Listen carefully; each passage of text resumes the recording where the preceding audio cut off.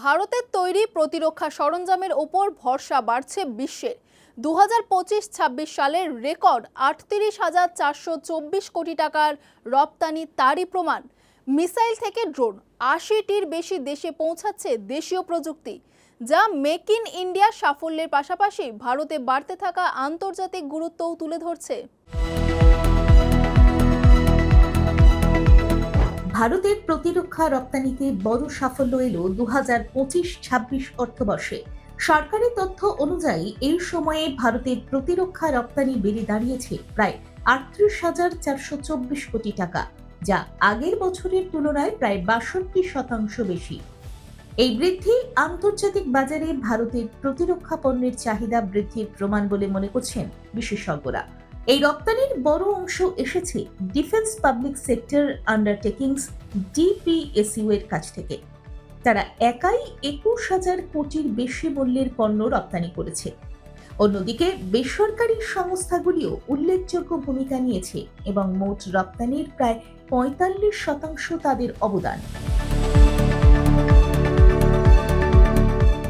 ভারত এখন শুধু সাধারণ অস্ত্র নয়, উন্নত প্রযুক্তির প্রতিরক্ষা সরঞ্জামও রপ্তানি করছে।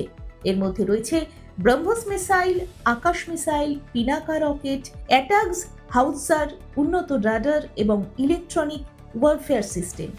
পাশাপাশি ড্রোন, ছোট অস্ত্র, গোলাবারুদ, বুলেট প্রুফ জ্যাকেট এবং সাঁজোয়া গাড়িও রপ্তানি করা হচ্ছে। শুধু অস্ত্র নয়, ডর্নিয়ার 228 বিমানের মতো প্ল্যাটফর্ম, নৌযান এবং হালকা টর্পেডোর মতো সামুদ্রিক সরঞ্জামও এই তালিকায় রয়েছে। এতে বোঝা যাচ্ছে ভারত এখন প্রতিরক্ষা ক্ষেত্রে বহুমুখী রপ্তানিকারক হিসেবে উঠে আসছে। বর্তমানে 80টিরও বেশি দেশ ভারত প্রতিরক্ষা সরঞ্জাম রপ্তানি করছে।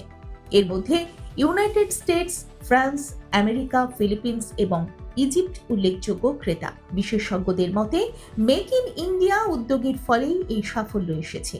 গত 5 বছরে ভারতের প্রতিরক্ষা রপ্তানির প্রায় 3 গুণ বেড়েছে। আন্তর্জাতিক বাজারে ভারতের অবস্থান শক্তিশালী হচ্ছে এবং ভবিষ্যতে এই খাত আরও বাড়বে বলেই আশা করা হচ্ছে।